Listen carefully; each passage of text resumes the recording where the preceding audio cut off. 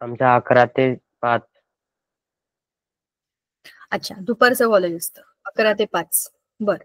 Practicals वगैरे झाले? Chemistry, 12 ते फिजिक्स 5. लॅब बघून आला? Yes ma'am. आज हा, केमिस्ट्रीचं कोणते होतं. कोणते प्रॅक्टिकल झाले तिकडे तुमचे?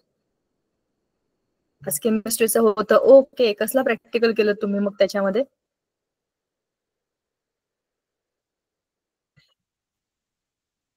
आज कोणतं प्रॅक्टिकल केलं?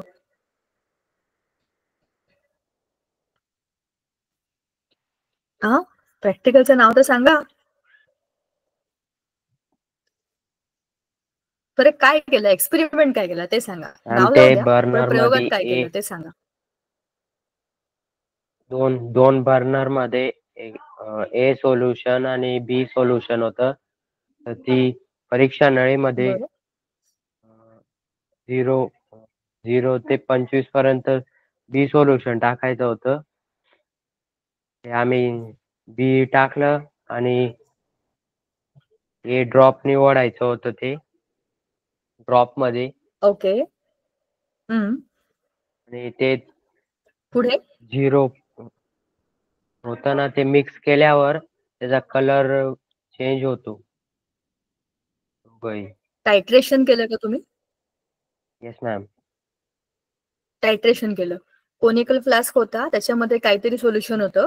तुम्ही त्याला म्हणतात पिपेट, ज्याने आपण ते सोल्युशन घेतो. पिपेटने त्याच्यामध्ये काहीतरी टाकलं आणि टायट्रेशन वरती कशी ट्यूब असते, टायट्रेटिंग ट्यूब असते मोठी, बरोबर? त्याच्यामध्ये 50 वगैरेच्या पर्यंत असे मोठे मोठे नंबर्स असतात आणि त्याला खाली टॅब असतो असा, म्हणजे झाकण असतं नळासारखं. ते उघडलं की हळूहळू थेंब थेंब थेंब खाली येतं. मग कलर चेंज काय झाला? लाईट पिंक झाला का? Yes ma'am. म्हणजे तुम्ही फिनॉक्थेलिन इंडिकेटर वापरला होता वाटतं. Yes ma'am. Phenolphthalein works in basic solution and turns pink. असा टायट्रेशनचा पहिला एक्सपेरिमेंट तुमचा झालेला आहे. वा, शाबाश, गुड, चांगली गोष्ट आहे. म्हणजे तुमची आता केमिस्ट्री प्रॅक्टिकल्स सुरू झाले ना की केमिस्ट्री मधल्या इन्स्ट्रुमेंटची ओळख होते. आपण जे काही 10वी पर्यंत बोललो ना, त्या सगळ्या गोष्टी आपल्याला लॅब मध्ये गेल्या की जास्त चांगल्या समजतात, कारण की त्याच्यामध्ये आपण त्या गोष्टी करून बघू शकतो. हे इन्स्ट्रुमेंटचं नाव आहे, याच्यामध्ये हे केलंय, आणि नवीन नवीन गोष्टी ज्या पुस्तकातल्या आहेत त्या पण तुम्ही लगेच करून बघू शकता. तुमच्या आताच्या ज्या एक्सपेरिमेंट बुक आहे त्याच्यामध्ये या सगळ्याची माहिती असते. ह्या सगळ्या इन्स्ट्रुमेंटची नावं तुम्हाला कळतील, कसे वापरायचे हे कळतील, मग तुम्हाला केमिस्ट्री किती इंटरेस्टिंग आहे हे पण समजेल. सो स्लोली तुमची आता केमिस्ट्रीची चांगली ओळख होते. आतापर्यंत 10वी पर्यंत आपल्याला स्टेट बोर्ड मध्ये सगळं एकत्रच आहे ना, असं काही खूप डीप केमिस्ट्री नाहीये. स्टेट बोर्डला अगदी बेसिक केमिस्ट्री आहे. सीबीएसईच्या पुस्तकांमध्ये आता आपण जो अभ्यास करतोय 11वीला, तो 9वीला 10वीच्या सुरुवातीला ऑलरेडी झालेला आहे. त्याच्यामुळे त्या मुलांना हे सगळं माहिती जे तुम्ही आत्ता करताय. पण सांगायचा मुद्दा की ह्या सगळ्या गोष्टी उशिरा का होईना आपल्याला कळायला पाहिजे, कारण हेच सगळं केमिस्ट्री जे स्लोली तुम्ही आता शिकताय. चला, आपण धडा सुरू केला होता 4था. आपण मागच्या वेळेला सुद्धा बोललो होतो की this is an interesting topic, कारण ह्याच्यामध्ये आपण स्ट्रक्चर ऑफ ॲटम बद्दल बोलणार आहे. मी आपलं पेज शेअर करते. तर आपण खूप दिवसांनी गणपतीच्या आधी वगैरे आपलं लेक्चर झालं होतं, त्यावेळेला आपण बोललो होतो, म्हणजे लेसन सुरू केला होता आणि त्याच्यात काय काय गेलं होतं पटकन रिवाइज करू, मग आपण खालच्या मुद्द्याकडे जाऊया. स्ट्रक्चर ऑफ ॲटम हाच आपला धडा आहे. स्ट्रक्चर ऑफ ॲटमची आणि आपली ओळख 8वीतच झालेली. आपल्याला ऑलरेडी माहिती आहे की ॲटमिक स्ट्रक्चरमध्ये आपण कोणत्या कोणत्या गोष्टींचा अभ्यास करतो. आपल्याला माहिती आहे की स्ट्रक्चर ऑफ ॲटम ही गोष्ट सुरू झाली ती आपल्याकडे खूप पूर्वी कणाद नावाचे जे महर्षी होते. तुम्ही म्हणाल हे कुठून आलं आता, पण खरं आहे ते. कणाद नावाचे जे महर्षी भारतामध्ये होते, सनातन भारताची गोष्ट बोलते, खूप पूर्वीची गोष्ट. तेव्हा वैदिक संस्कृती होती आणि आपण स्वतः सगळ्या निसर्गाचा अभ्यास करून शोध लावले होते. त्या काळामध्ये त्या कणाद ऋषींनी सांगितलं होतं की सगळं जग छोट्या छोट्या कणांपासून बनलंय. कण हा शब्द तिथून आलाय, बरोबर? तर हे त्यांनी खूप पूर्वी सांगून ठेवलं होतं आणि नंतर कालांतराने आपला प्रगतीचा जो काही ग्राफ होता तो खाली खाली गेला. आपण अधोगतीकडे गेलो, अनेक आक्रमण झाली, पण आपल्या खूप साऱ्या कन्सेप्ट ह्या पाश्चात्य जगातल्या खूप साऱ्या हुशार सायंटिस्ट लोकांनी उचलून धरल्या, त्याच्यावर रिसर्चेस केले, स्वतःचे अभ्यास करून प्रयोग करून या गोष्टी सिद्ध करून दाखवल्या. विज्ञानातली सगळ्यात महत्वाची गोष्ट असते सिद्ध करून दाखवणं. चाळीसगाव तालुक्यामध्ये मॅम पाटणा गाव आहे ना, तिथे भास्कराचार्य होते, त्यांनी पण बरोबर शोध लावून ठेवलेले आहेत. बरोबर. आता तुम्हाला आता ह्या म्हणजे मी हे का सांगतेय, आपण खूप वेगवेगळ्या सायंटिस्टची नावं वाचतो, रुदरफोर्ड, डाल्टन, हे सगळे खरे हुशार लोक होते आणि यांनी खूप अभ्यास करून मी म्हटलं ना त्यांनी मॅम दुसऱ्या बोला असे दगडांचे ग्रह बनवून ठेवलेले आहे तिथे. तू त्यांचे जाऊन आलास बघून आलास का ते? Yes yes ma'am. अरे वा, व्हेरी गुड. ग्रंथालय. म्हणजे आपली ग्रहमाला आहे. Yes ma'am. बरं. पाटणा असं नाव आहे का त्या गावाचं? Yes ma'am. पाटणा देवी तिथे देवी पण आहे, चंडिका हो, माता. अच्छा अच्छा, ओके.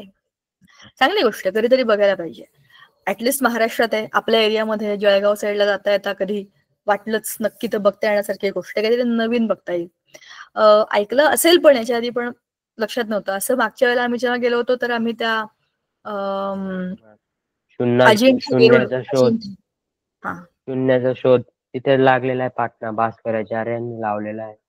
Good, very good. हे आज माझ्याशी कोण बोलते? प्रथमेश बोलतोय का? Yes ma'am. ओके, गुड, चांगली गोष्ट.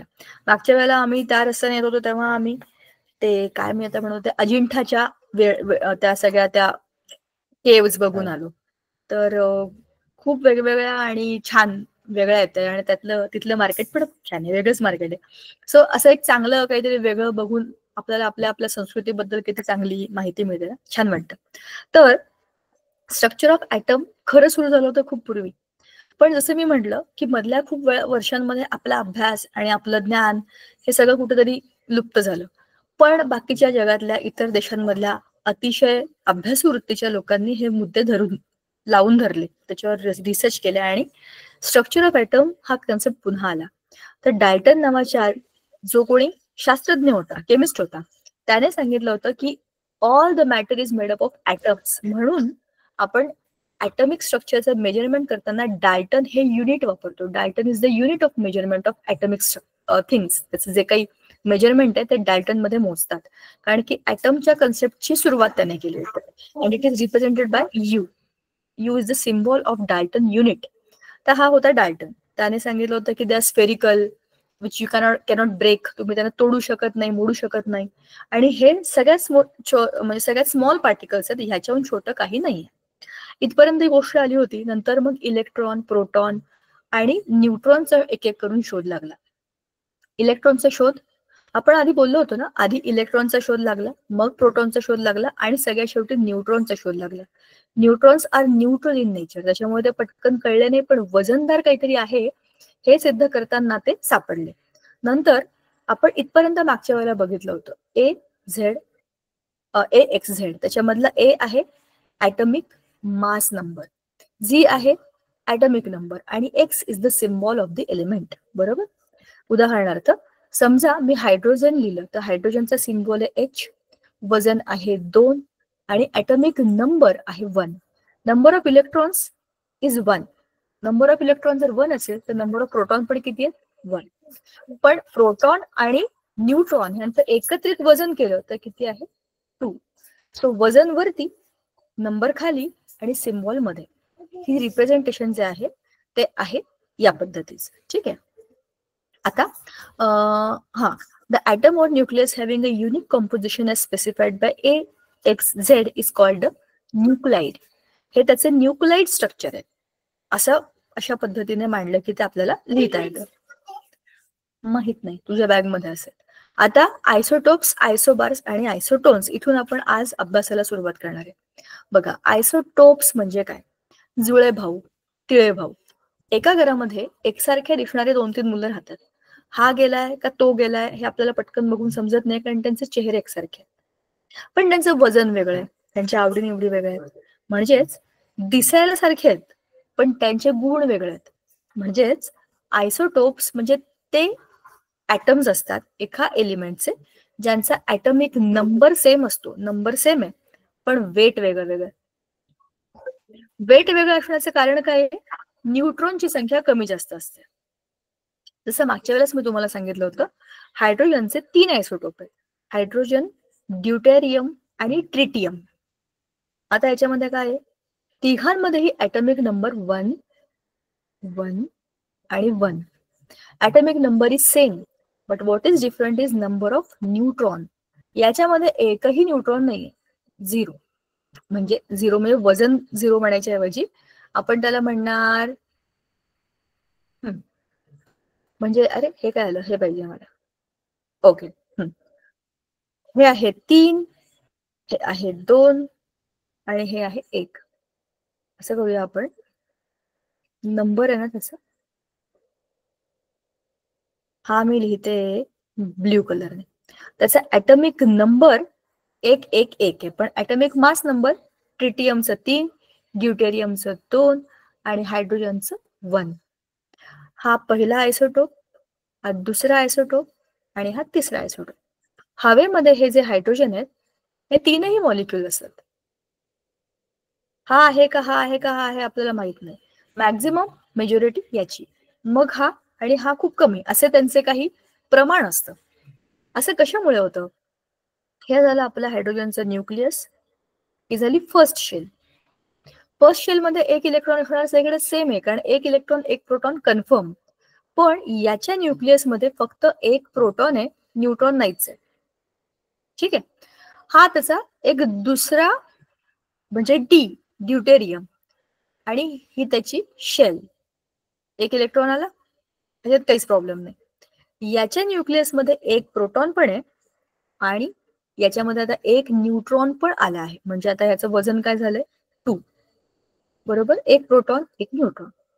तिसरा ह्याचा तिळा भाऊ न्यूक्लियस आणि बाहेरची शेल.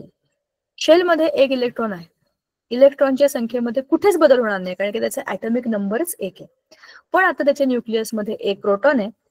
जितके प्रोटॉन तितके न्यूट्रॉन, तितके इलेक्ट्रॉन, हे कन्फर्म असतं. 1 प्रोटॉन आणि 2 न्यूट्रॉन. झालं याचं वजन 3, याचं वजन 2, याचं वजन 1. बरोबर. वजन कसं कळलं, 1 2 3 आलं, हे कसं कळलं तुम्हाला? हे तिघही तिळे भाऊ आहेत, हायड्रोजन, पण आहेत वेगळे. अशा ॲटम्सना, एखाद्या एलिमेंटच्या आपण म्हणतो आयसोटोप्स. समजलं? For example 19F9. However, many elements exist naturally as mixture of 2 or more types of atoms. काही एलिमेंट हे सिंगल असतात, त्यांच्यात काहीच कन्फ्युजन नाही. जसं की फ्लोरीन 919, हे असंच असणार आहे. फ्लोरीन म्हणलं की 19F9, त्याचा ॲटॉमिक मास आहे 19, त्याचा ॲटॉमिक नंबर आहे 9, त्याचे काही जुळे तिळे भाऊ काही नाही. पण काही ॲटमचे असे जुळे तिळे भाऊ असतात. म्हणजे काय होतात, असे त्याचे वेगळे न्यूक्लाइड्स असतात, त्यांना आपण आयसोटोप्स म्हणतो. ही त्याची डेफिनेशन आपण आता बघतोय. All the isotopes of an element have the same number of protons but different number of neutrons. आपण आत्ताच ते बघितलं, बरोबर. Table 4.2 shows various features of the 3 common isotopes of carbon. कार्बनचे पण 3 आयसोटोप्स आहेत. क्लोरीनचे बघा, कार्बन 1717, सॉरी क्लोरीन 1717 त्याचा ॲटॉमिक नंबर, पण त्याचा ॲटॉमिक मास नंबर आहे 35 आणि 37. मग आता ह्याचं प्रपोर्शन कसं काढायचं? जर नेचरमध्ये आपल्याला सांगितलंय की रिलेटिव्ह अबंडन्स म्हणजे कम्पॅरेटिव्हली हा किती प्रमाणामध्ये, हा किती प्रमाणामध्ये, असं जर बघितलं तर ह्याचे 3 मॉलिक्युल्स असतील तर याचा 1 मॉलिक्युल असेल. असा रेशो आहे 3:1. असं जर असेल तर मग त्याचा आपल्याला एव्हरेज काढायचा आहे त्याच्या मासचा. मग आता तो कसा काढायचा? 3 × 35. 35 काय त्याचा मास आणि 3 काय त्याचा पर्सेंटेज 3:1 मधला. आता 37 × 1 / 4. मग आता हे काय होईल, ह्याचा एव्हरेज काढला की 35.5. हे झालं आपल्या क्लोरीनचं एव्हरेज वेट. ठीक आहे, समजलं? अशा पद्धतीने आपण खूप सारे आयसोटोप्स जरी असतील एखाद्या एलिमेंटचे, तरी पण त्याचा एव्हरेज ॲटॉमिक मास नंबर काढू शकतो by multiplying and taking average of the atomic mass with the percentage or the ratio of the presence of that particular isotope in the air. ठीक आहे. आता आयसोबार्स ही दुसरी कन्सेप्ट आहे. The atoms of different elements having the same mass number but different atomic numbers are called as isobars. Isobars are different elements दोन वेगवेगळे elements आहेत. आपण example घेऊया एक्स आणि वाय. हे दोन वेगळे वेगळे एलिमेंट आहेत. समजा मी इथे लिहिलं 2 आणि इथे लिहिलं 3. हे त्यांचे ॲटॉमिक नंबर वेगळे वेगळे आहेत कारण हे एलिमेंट्सच वेगळे आहेत. आता different elements having the same mass number, पण याचा मास नंबर आहे 5 आणि याचा पण मास नंबर आहे 5. मास नंबर दोघांचे सेम आहेत, पण त्यांचे ऍक्च्युअल नंबर्स, ॲटॉमिक नंबर्स, त्यांच्या ओळख वेगळ्या आहेत. जसं आमच्या वर्गामध्ये मी आणि माझी एक मैत्रीण, ती वेगळे मी वेगळे, पण आमच्या दोघींचं वजन सेम आहे. वजन सारखे असलेले लोक आयसोबार्स आहेत, बार्स. ठीक आहे. They have different chemical properties and occupy different position in modern periodic table. खूप कॉमन सेन्सची गोष्ट आहे. जर ॲटम्सच वेगळ्या एलिमेंट्स आहेत तर त्यांची जागा पण वेगळी असेल, त्यांच्या प्रॉपर्टीज पण वेगळ्या असेल. The fact is that they have only similar, I mean exact same number of atomic mass number, otherwise they are different only. ठीक आहे. आता आपल्याला खाली दिलंय आयसोटोप्स ऑफ कार्बन. 3 कार्बनचे आयसोटोप्स आहेत बघा. कार्बन 12, कार्बन 13 आणि कार्बन 14. ॲटॉमिक नंबर सगळ्यांचा 6. Atomic mass number 12, 13, 14. न्यूट्रॉनची संख्या 6, 7 आणि 8. आता बघा, हा जो आहे आपला कार्बन 12 हा किती पर्सेंट आहे? 98.9% आहे. कार्बन 13 1% आहे आसपास आणि कार्बन 14 इज 0.00017%, त्याच्याहूनही थोडासा जास्त. म्हणजे ह्याचा जो पर्सेंटेज आहे तो हा त्याच्यापेक्षाही कमी आहे. एवढा C14चा जो पर्सेंटेज आहे हा याच्यापेक्षा कमी आहे, एवढ्या पर्सेंटेज पेक्षाही कमी, एवढा कमी असतो आणि तो रेडिओ ऍक्टिव्ह असतो. ठीक आहे. असे हे कार्बनचे 3 आयसोटोप्स आहेत. हे झाले आयसोटोप्स वरचे. आता आयसोबार्स. कार्बन 14 हा कार्बन 14चा एक आयसोटोप आला हा, आणि नायट्रोजन 14. बघा, या दोघांचा ॲटॉमिक मास नंबर 14 आहे. ॲटॉमिक मास नंबर 14, ह्याचा 14, पण याचा ॲटॉमिक नंबर आहे 6, ह्याचा 7. Number of proton 6, 7. Number of neutron 8, 7. सगळं वेगळं वेगळं आहे. फक्त काहीतरी कॉमन आहे दोघांमध्ये की दोघांचं वजन सारखं, atomic mass number is same, so they are called as isobars. आता पुढची प्रॉपर्टी. अच्छा, 3 elements Q, R and T have mass number 40. Their atoms contain 22, 21 and 20 neutrons respectively. Represent their atomic composition with appropriate symbol. A is equal to Z plus N. Z is equal to A minus N. हे तुम्ही कसंही change करू शकता, बरोबर की नाही? तुमचं total weight किती आहे? तुमचं total weight, see, total weight of an atom is equal to what? Number of protons plus number of neutrons, बरोबर की नाही? हे आपल्याला ऑलरेडी माहिती आहे. वजन कशावरती अवलंबून असतं? प्रोटॉन आणि न्यूट्रॉनच्या संख्येवरती. पण प्रोटॉनची संख्या is equal to number of electrons, बरोबर? आणि यालाच आपण काय म्हणतो? त्याचा ॲटॉमिक नंबर, बरोबर? म्हणजेच काय?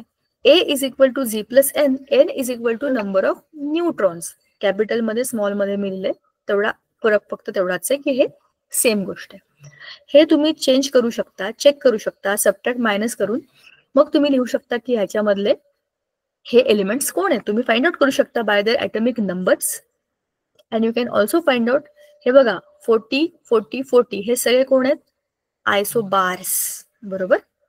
18, 19, 20 खालचे त्यांचे ॲटॉमिक नंबर वेगवेगळे आहेत, but all they have the same atomic mass number that is 40, so they all are isobars. ठीक आहे, कळलं ना? आता खाली आहे बघा आयसोटोन्स. आयसोटोन्स, आता हा तिसराच एक कन्सेप्ट आहे. The atoms of different elements having the same number of neutrons.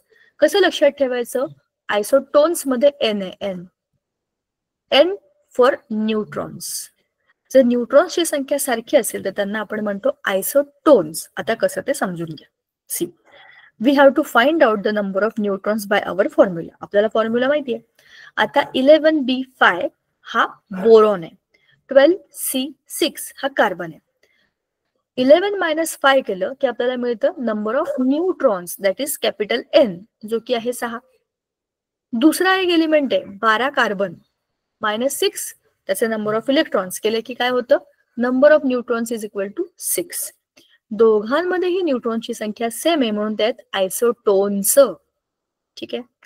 This is all about isotopes, isotones and isobars. सोपं आहे. जर एक्झाम मध्ये हे आलं तर तुमच्या हातचे मार्क आहे, ह्याच्यामध्ये काही चुका करायच्या नाही. फक्त ही उदाहरणं 2-3 वेळा लिहायची म्हणजे हाताखालनं जातात आणि मग बरोबर लिहिता येतात. Drawbacks of Rutherford atomic model. आता रुदरफोर्डच्या ॲटॉमिक मॉडेलमध्ये चुका काय होतात? चुका म्हणजे काही कमतरता. Let us now go back to the point of time when Rutherford put forth his nuclear model of atom. It is akin to a miniature of solar system. जसं मध्यभागी सूर्य आणि आजूबाजूला सगळे ग्रह आहेत, बरोबर की नाही? त्याला आपण म्हणतो ग्रहमाला. इकडे एक आहे, इकडे एक आहे, 3 नंबरवर आपली पृथ्वी आहे. ही जी काही रचना होती अशाच रचनेला मॅच होणारी रचना ॲटॉमिक स्ट्रक्चरची त्याने काढली. मध्यभागी न्यूक्लियस, आजूबाजूला शेल्स, शेल्स मध्ये इलेक्ट्रॉन्स. हे त्याचं मिनिएचर सोलार सिस्टीम मॉडेल होतं, बरोबर. आता the nucleus playing the role of a massive sun and the electrons are lighter planets. Electrons in this model could not be stationary as the electrostatic force of attraction exerted would pull them towards itself. And this would form a miniature version of Thomson's atomic model.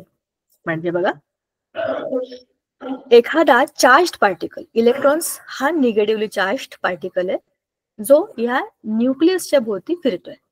It's a charged particle, negatively charged.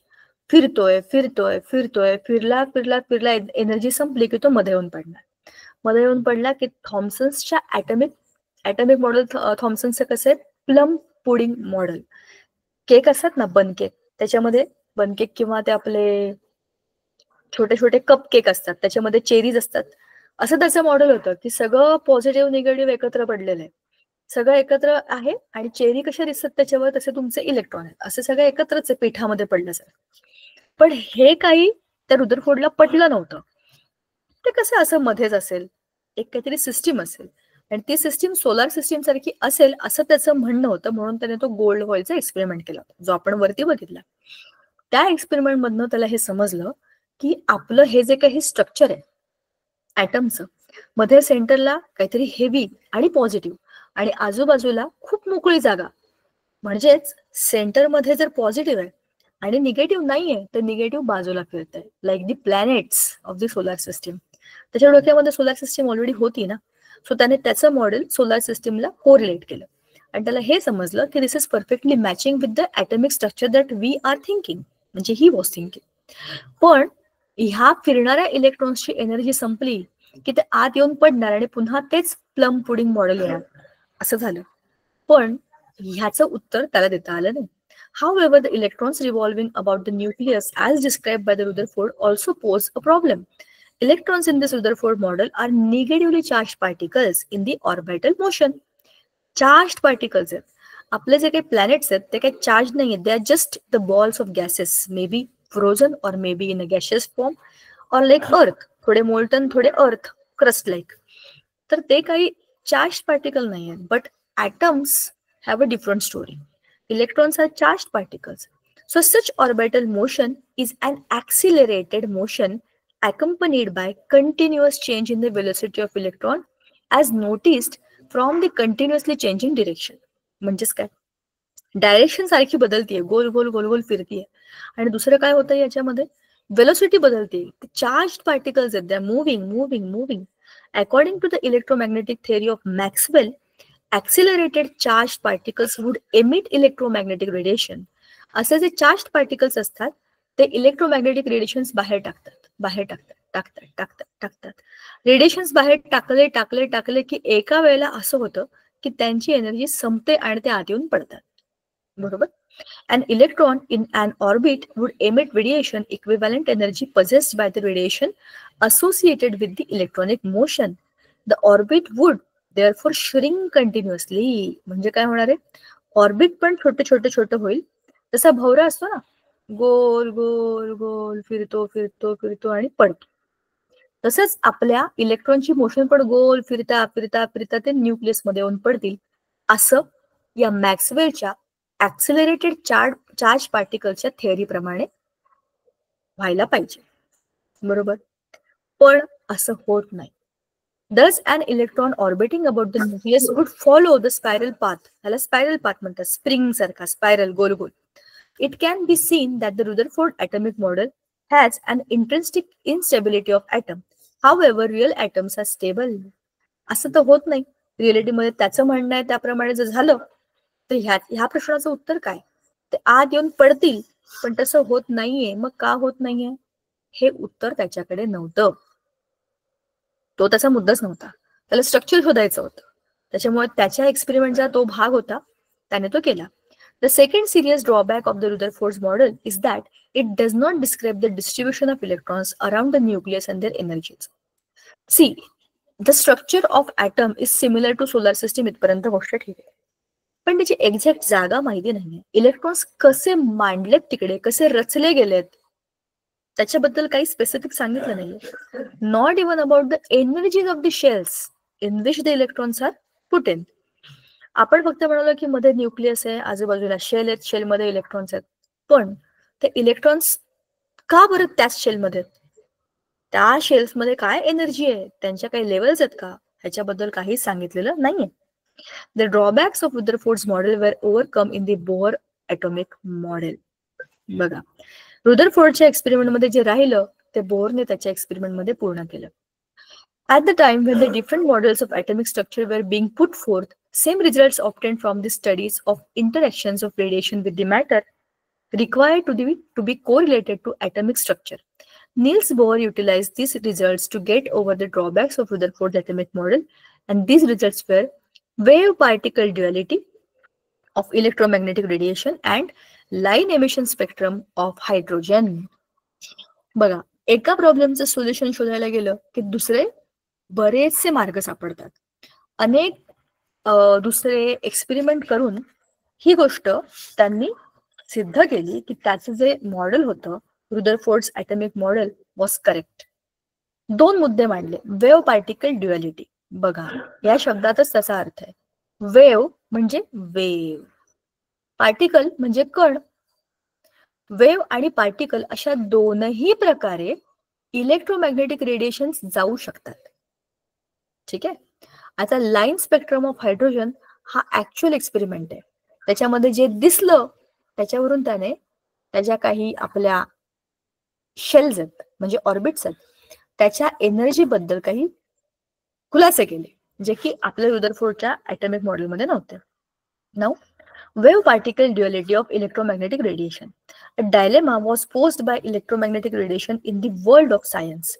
Phenomena such as diffraction and interference of light could be explained by treating light as electromagnetic wave. बघा, electromagnetic radiation हे त्यावेळेला जेव्हा science experiment सुरू होते त्यावेळेला electromagnetic radiation एक असा नवाच मुद्दा होता ज्याच्यावरती खूप डिस्कशन सुरू होतं. Diffraction and interference of light अशा काही कन्सेप्ट होत्या which could be explain by treating light as electromagnetic wave. आता इंटरफिअरन्स ऑफ लाईट आणि डिफ्रॅक्शन ऑफ लाईट ह्या दोन कन्सेप्ट आहेत लाईट. आपल्याला माहितीये लाईट म्हणजे काय, rays of light. When they fall on a surface they get reflected. बरोबर, जसं की सनचे रेज आहेत जे अर्थच्या क्रस्टवर पडतात, सरफेसवर पडतात आणि रिफ्लेक्ट होतात. दुसरं एक आपल्याला होतं रिफ्लेक्शन आणि रिफ्रॅक्शन. मध्ये आला आणि थोड्याशा अँगलने वळला. हा आहे इन्सिडेंट रे, हा आहे रिफ्रॅक्टेड रे. बरोबर की नाही?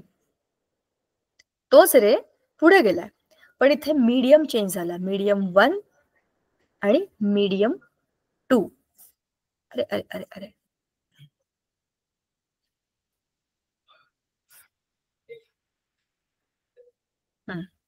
दोन मीडियम्स. जसं पाण्यामध्ये म्हणजे हवेतून पाण्यामध्ये जेव्हा लाईट रेज जातात तेव्हा ते थोडेसे आतल्या बाजूला वळतात. Normal, this is the normal perpendicular drawn on the surface. हा नॉर्मल आहे. तर हा अँगल थोडासा कमी होतो आणि आपल्याला ती वस्तू जाड, जवळ, मोठी दिसते. ह्याला आपण म्हणतो रिफ्रॅक्शन ऑफ द लाईट. पण डिफ्रॅक्शन ऑफ लाईट म्हणजे लाईटचं तुकडे तुकडे होणं, म्हणजे त्याला असं ब्रेक करणं 7 कलर्स मध्ये. अँड इंटरफिअरन्स ऑफ लाईट, लाईटाच्या वेव्स एकमेकांमध्ये जाणं. इंटरफिअरन्स ही एक वेव्ह आहे आणि त्याला जोडून दुसरी वेव्ह आहे. Interference of light could be explain by treating light as electromagnetic wave. हे तुम्हाला दाखवायचं असेल तर तुम्हाला हे सिद्ध करावं लागतं की लाईट ट्रॅव्हल्स ऍज अ रे, एका रे सारखा जातोय तो, बरोबर, इलेक्ट्रोमॅग्नेटिक वेव्ह. पण on the other hand black body radiation or photoelectric effect could not be explained by wave nature of light and could be accounted for by considering particle nature of light. आता दुसरे दोन problem असे होते. Diffraction आणि interference मध्ये तर तुम्हाला सांगायचं आहे की light is a electromagnetic wave.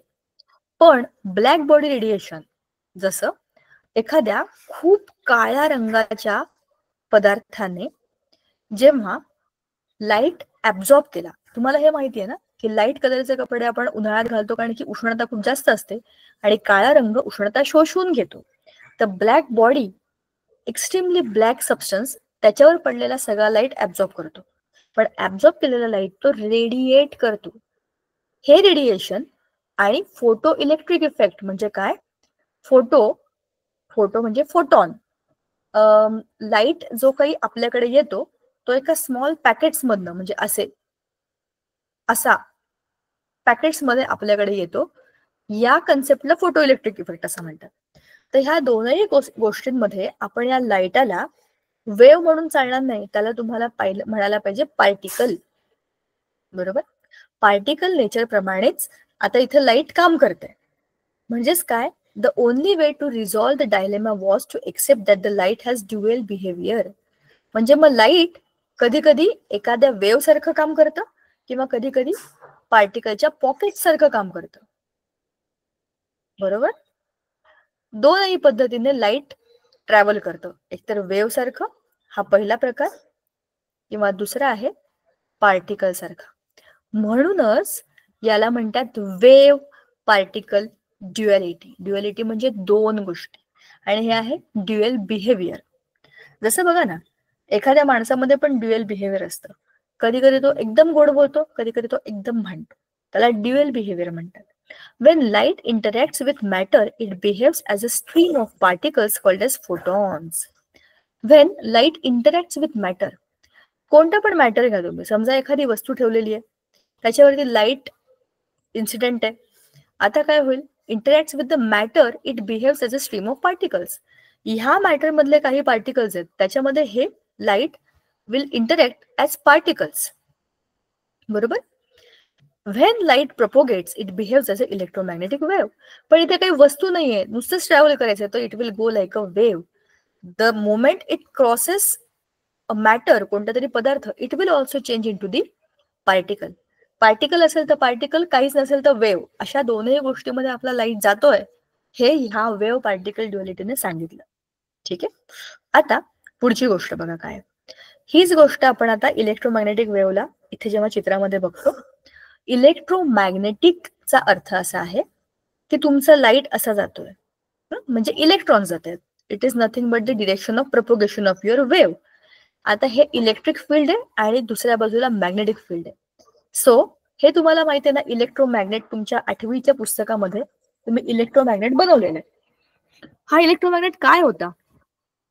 It was nothing but, जेव्हा इलेक्ट्रिसिटी ट्रॅव्हल करते एखाद्या कंडक्टिंग मटेरियल मधनं, तिकडे ते मॅग्नेटिक फील्ड पण जनरेट करते.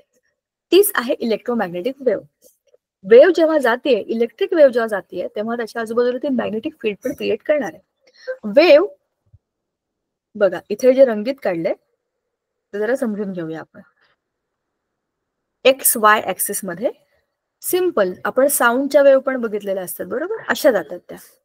तर हे जे आहे ना, हे आहे त्याचं मॅक्झिमम अँप्लिट्यूड, म्हणजे उंची.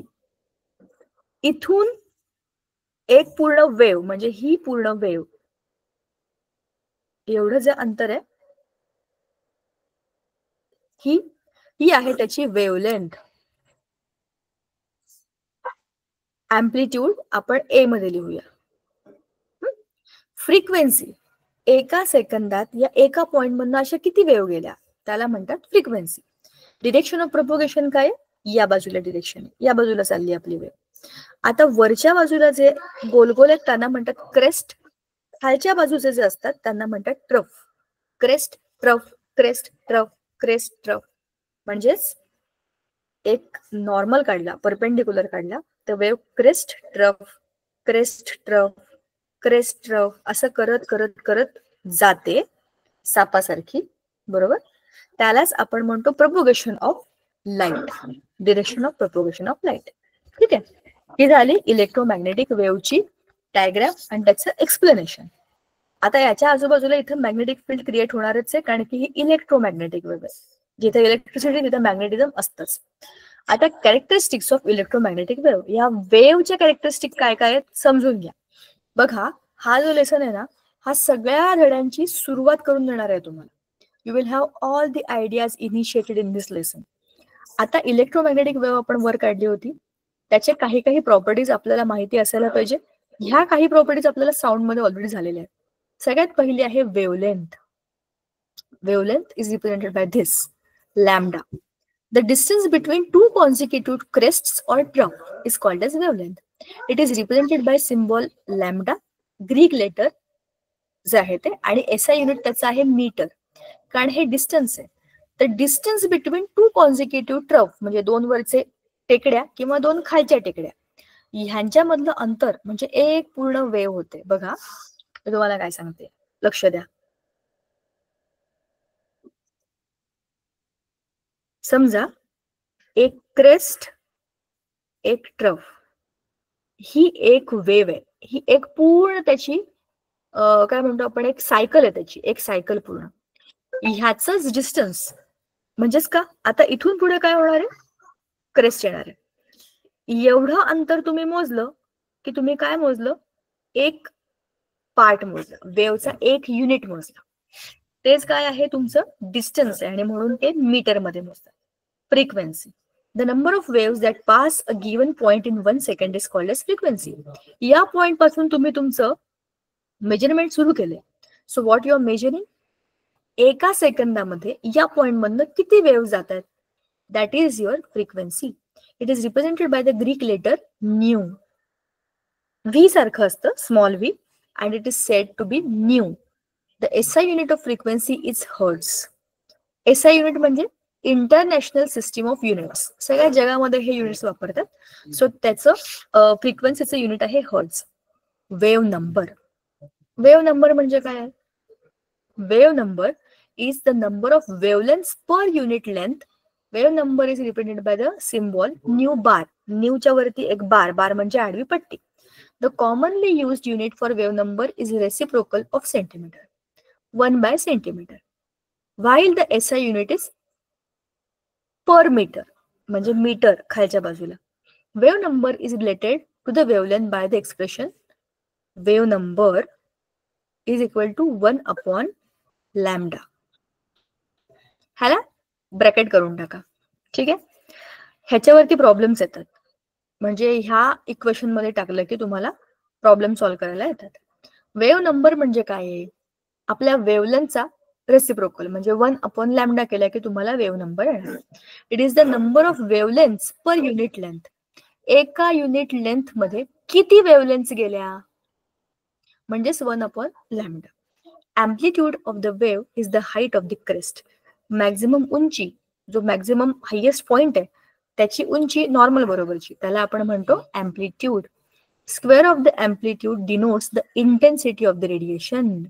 या अँप्लिट्यूडचा तुम्ही जर स्क्वेअर केलात तर तुम्हाला काय मिळतं, इंटेन्सिटी. किती इंटेन्स आहे हा रेडिएशन हे त्याच्या स्क्वेअर वरून समजतं. आता याच्यावरती बेस्ट आपल्याला पुन्हा एक प्रॉब्लेम आहे. Visible light has wavelength ranging from 400 nanometre to 750 nanometre. आपल्याला 7 कलर्स माहिती आहेत, विबग्योर, वी ब ग य. मी मधलं लिहित नाहीये, तुम्ही समजून घ्या. विबग्योर. व्हायलेटच्या मागे आहे अल्ट्राव्हायलेट, रेडच्या पुढे आहे इन्फ्रारेड. आपण फक्त इथून इथपर्यंतच बघू शकतो. याच्या अलीकडे आणि पलीकडे जगामध्ये खूप साऱ्या गोष्टी आहेत ज्या आपण आपल्या नॉर्मल डोळ्यांनी बघू शकत नाही. जसं आपल्या कानांची ऐकण्याची फ्रिक्वेन्सी 20 to 20,000 हर्ट्स एवढीच आहे. 20च्या खालचे आवाज आपल्याला ऐकू येत नाही. ते कुत्र्यांना ऐकू येतात, प्राण्यांना ऐकू येतात, हत्तींना ऐकू येतात. They can listen those sounds. आणि म्हणून कुठे भूकंप आलाय का, आणखीन काय विचित्र आवाज येत आहेत का, ते पळून जातात, त्यांना समजतं, ते आपल्याला ऐकू येत नाही. 20,000च्या वरचेही आवाज आपल्याला ऐकू येत नाही, बरोबर. तसंच लाईटचं सुद्धा आपल्याला फक्त विजिबल रेंज, व्हाईट लाईट मधले जे काही आहेत तेवढेच दिसतात. व्हायलेटच्या अलीकडचे अल्ट्राव्हायलेट आणि त्याच्या अलीकडचे दिसत नाहीत. रेडच्या पुढचे इन्फ्रारेड पण आपल्याला दिसत नाहीत. आता त्याची आपल्याला वेवलेंथ पण दिलेली आहे बघा, 400 नॅनोमीटर टू 750 नॅनोमीटर एवढाच पट्टा आपण बघू शकतो.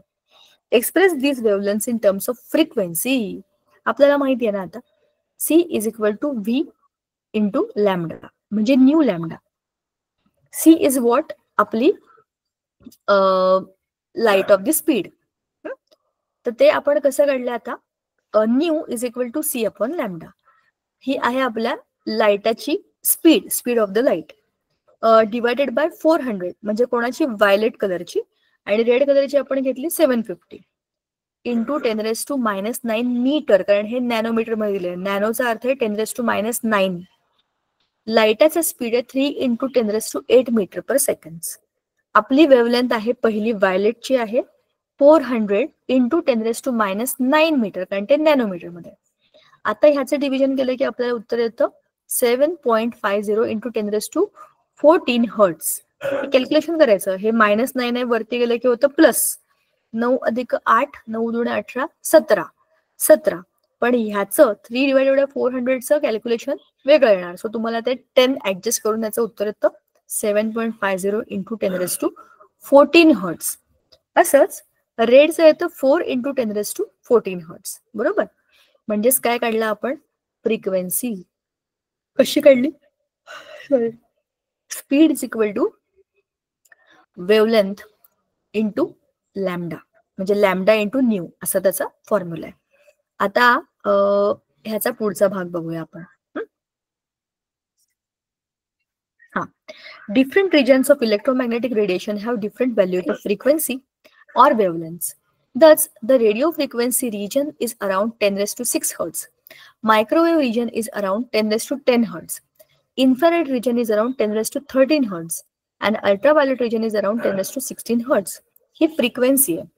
रेडिओ फ्रिक्वेन्सी म्हणजे आपल्याला जे काही ऐकू येणारे आवाज असतात, त्या आवाजांची फ्रिक्वेन्सी सुद्धा आपल्याला दिलेली आहे. हे एवढे मायक्रोवेव्ह, हे इन्फ्रारेड, आणि हे ह्यातले जे काही रिजन आहेत त्याची ती frequency. In vacuum the speed of all types of electromagnetic radiation is the same, which is 3 into 10⁸ metre per second. Vacuum मध्ये काही डिस्टर्बन्स नाही, there is no material, no matter, it's just a vacuum. The speed of all types of electromagnetic radiation is same. मग तुम्ही vacuum मध्ये, म्हणजे अर्थ आणि सनच्या मध्ये व्हॅक्यूम आहे, त्याच्यामधनं येणारे सगळ्याच्या सगळे रेडिएशन हे एकाच स्पीडने येतात, that is 3 into 10⁸ metre per second. ठीक आहे.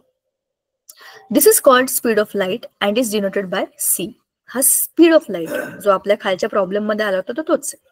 The parameters wavelength, frequency and the speed of light are related by the expression C is equal to nu into lambda. आपण हे ऑलरेडी घेऊन प्रॉब्लेम खाली सॉल्व्ह केलेला आहे. Particle nature of electromagnetic radiation. In the year 1900, Max Planck put forth his quantum theory to explain black body radiation.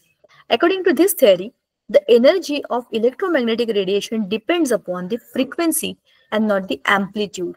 Planck gave the name quantum to the smallest quantity of energy that can be emitted or absorbed in the form of electromagnetic radiation. म्हणजे एखादी body किती radiations emit करते किंवा absorb करते, त्याचं सगळ्यात छोटं unit म्हणून त्याने नाव दिलं क्वांटम, म्हणजे small packet of energy which is given or taken. तर त्याला the energy E of one quantum of radiation is proportional to the frequency and is given by energy is equal to hv, आणि h काय, Planck's constant, आणि हा h ची value आहे 6.626 into 10⁻⁻34 joule seconds. ठीक आहे, हे आपल्याला लक्षात ठेवावं लागतं. There is no other option. 4-5 वेळेला लिहायचं आणि ते डोक्यात फीड करायचं. In the year 1905, Albert Einstein explained the photoelectric effect using the Planck's quantum theory. Albert Einstein म्हणजे तो आपला जो आइन्स्टाईन आहे ना, त्याने फोटो इलेक्ट्रिक इफेक्ट एक्सप्लेन केला प्लँक्स क्वांटम थेअरीचा वापर करून. फोटो इलेक्ट्रिक इफेक्ट म्हणजे काय? फोटो म्हणजे फोटॉन, इलेक्ट्रिक इफेक्ट म्हणजे जसं की इलेक्ट्रॉन्स जातात तसे फोटॉन्सचे स्मॉल पॅकेट्स जातात, असा काहीसा त्याचा अभ्यास होता. सध्याच्या वेळेला आपण तसंच ते लक्षात ठेवूया.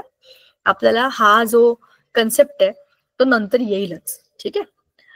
In doing so, he considered electromagnetic radiation as a stream of photons of energy, HV. बघा, आताच आपण म्हणालो ना की एनर्जीचे स्मॉल स्मॉल पॅकेट्स सारखे जेव्हा जातात, so stream of photons, photons म्हणजे काय? फोटॉन्स असे बारीक बारीक कण आहेत एनर्जीचे, विथ एनर्जी HV.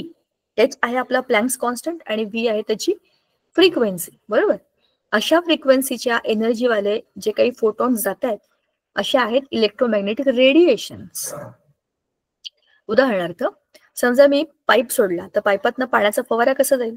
असेच इलेक्ट्रोमॅग्नेटिक रेडिएशन म्हणजे काय असतात? फोटॉनचे असे फवारे असतात, बरोबर. असं त्याचं म्हणणं होतं. A photon has 0 rest mass. त्याचं mass, rest mass, total mass is 0, असं या प्लँकचं म्हणणं होतं. आइन्स्टाईनचं म्हणणं होतं त्याच्या या थेअरीमध्ये. Line emission spectrum of hydrogen. इथे पहिली गोष्ट संपली. लाईन एमिशन स्पेक्ट्रम काय आहे हे बघा.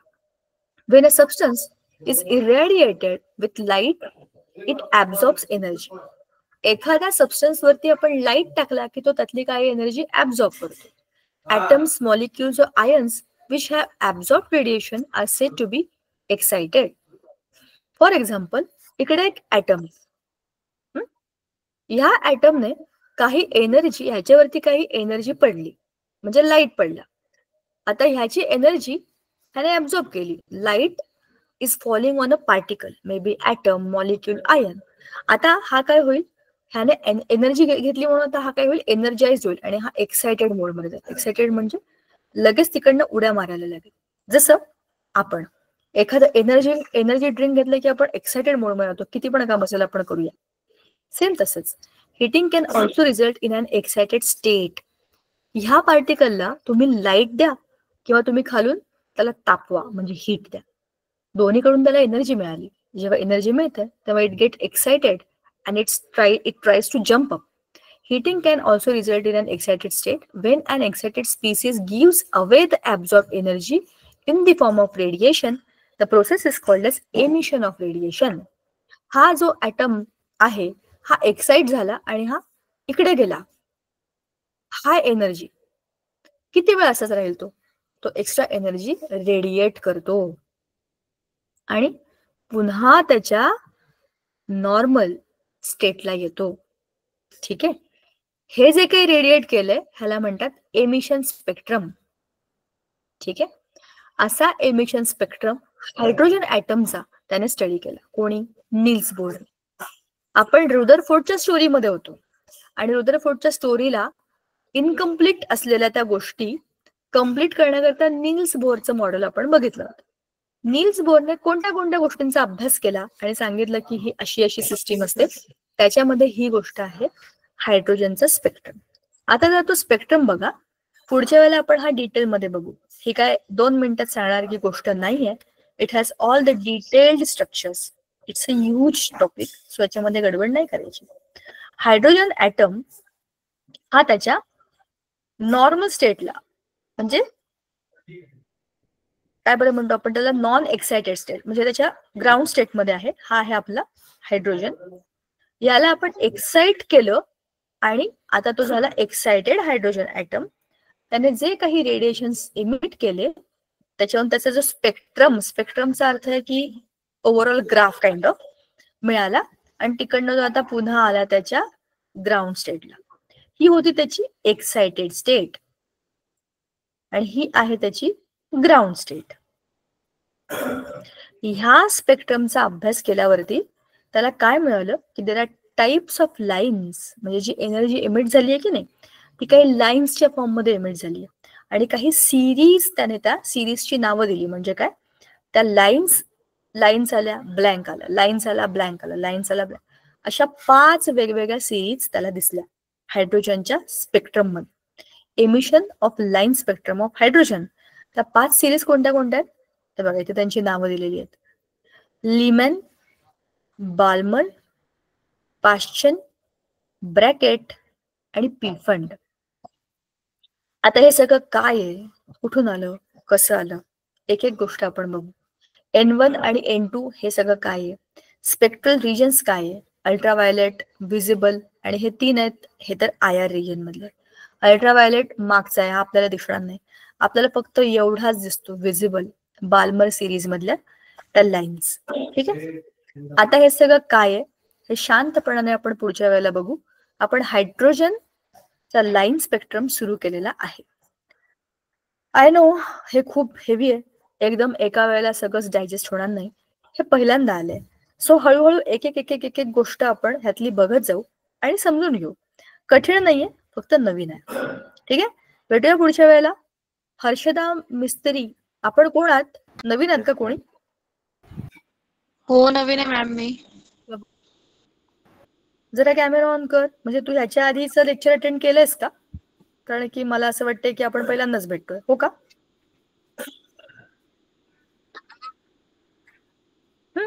आज जे काही सांगितलं तुला कळलं का? नसेल कळलं तर तू शंका विचारू शकतेस, कारण आपली ओळख नाहीये म्हणून सांगितलं.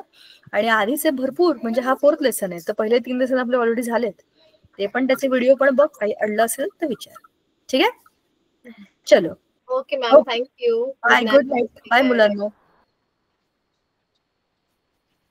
आप लोग की नेक्स्ट क्लास है